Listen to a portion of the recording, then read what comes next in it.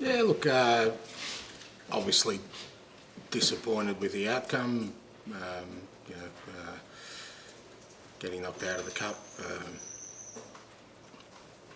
We weren't at our obviously fluent best, particularly early on, which is not surprising considering the kind of the amount of changes I made. The fact that the boys, a lot of the players tonight, that's their first start for the season. So we lacked a little bit of cohesion, fluency. But I really like the way we hung in there. You know, there's many different ways that you kind of grow as a team, and I thought we showed some real character tonight and personality to hang in there. I thought the second half we had our moments to kind of maybe go on and win it, but you know we ultimately we weren't able to get over the line, and you lose on penalties, so you got to just wear it. Can you talk us through the team selection and why you made so many changes? Because I guess with no European football, there's sort of even more of a case that the cup should have been right up there with your priorities this season. Yeah, it is my priority, mate. But like I said, there's no European football, so how am I going to find out about our players? What opportunity would I have to do that other than a game? And they're all Tottenham players. They're all part of our club. So we put out, like I said the weekend, we put out a lineup tonight that will hopefully give us energy, and we just weren't able to get over the line. But that doesn't mean that the cup or any game is not a priority for us. But from my perspective, we're very much at the discovery stage, mate. So I need to find out, and we need to give the players the opportunity to contribute, because that's why they're here. They're not here just to make up the numbers. So and a lot of them have been working hard at training, and we deserve an opportunity to go out there and play tonight. How much of an issue is it then now that you won't have the opportunity to give those players minutes outside of the league? Well, at least they've had some. So if we need them over the next sort of 2-3 weeks, we've got the window. We can do some extra work with them in terms of fitness. But that's the reality of it. That we're going to need to rely on these guys, not just them, but whenever we get some disruptions along the way, which inevitably happen, whether that's injuries or players coming in and out.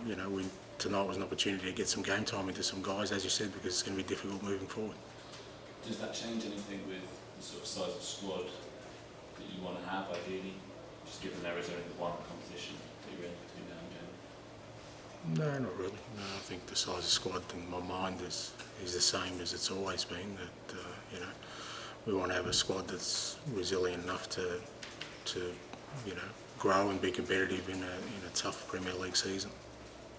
And obviously, one positive, Richarlison scoring really good for his confidence. But how was his ankle? Does it seem to affect him as we come off? Yeah, I think got a bit of a knock.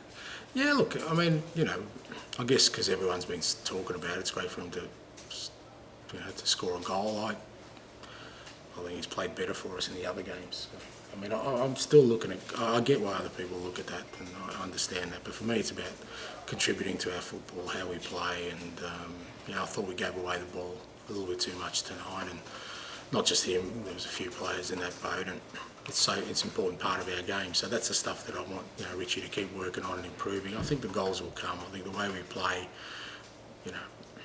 our strikers, our attacking players, all our players will get opportunities to score. To me, it's more about the overall game that's much more important at this stage.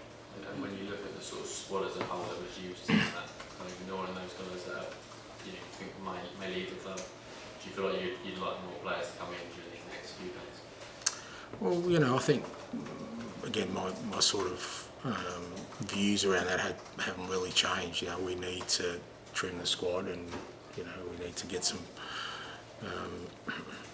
To get to a sort of more manageable state, and then see what's available for us to then bring in players to strengthen the squad in a couple of areas I think we may need. You said you're in discovery, Ange. I mean, did you learn more tonight about who you can and can't rely on going forward? Yeah, I wouldn't say can't rely on. I mean, that's a bit harsh for me to sort of measure somebody when you're doing that. But I think, like I said, I thought you know, there was some real. I like the way that we hung in there. That's going to be important for us. There's some character and resilience shown amongst the guys that I think is going to be needed moving forward, just amongst the group.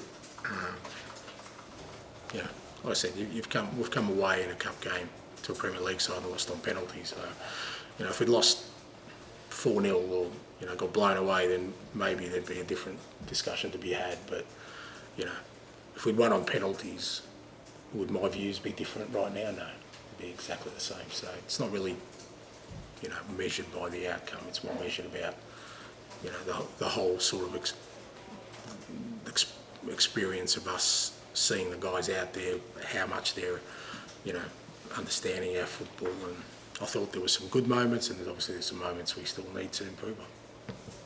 This is a genuine question. Did your players have difficulty in picking each other out in your cappuccino away strip tonight? Because I must admit, I struggled to follow them in my peripheral vision.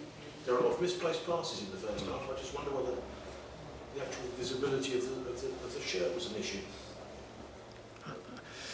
Okay. I don't know is the real answer to that genuine question. That's my genuine answer. I'm not really sure. I don't think he would have played a massive part. Look, I think some of it is just, like I said, just, you know, in a team function when there isn't familiarity there. Like I said, guys who haven't played with each other and, you know, over 2-3 games, there's not going to be the fluency there that, you know, we've seen, but that's understandable. But again, that's you know, part of the process of where we're at the moment. We need to, like I said, find out about our players, find out about our, you know, the group and our character and our personality, and I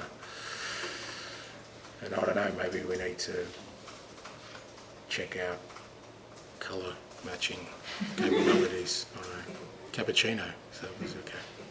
Nice. Ange, you gave Dane Scarlett's first minutes of this season. What did you make of his performance, and is it your intention to keep him in the club beyond the transfer window? Yeah, I thought, yeah, he was bright when he came on. He's been really good for us. You know, training, he's working really hard. Look, I'll sit down over the next couple of days with Dane and, you know, sort of chart a way forward for him. I really think, you know, I think he's definitely got a future at our club. I think, you know, I really like, you know, his attributes as a striker. It's always a balance with young players. You know, will he get enough game time? Because for him, that's the next stage of development, is to play. You know, he played a fair few games last year, but I think he's actually improved as a player since then. And you know, I'll make that decision over the next sort of couple of days and sit down with him. But I certainly see him as a Tottenham player, and you know, a lot of that will depend on sort of what else happens over the next sort of 2-3 days. Okay, thank you very much. Thank you.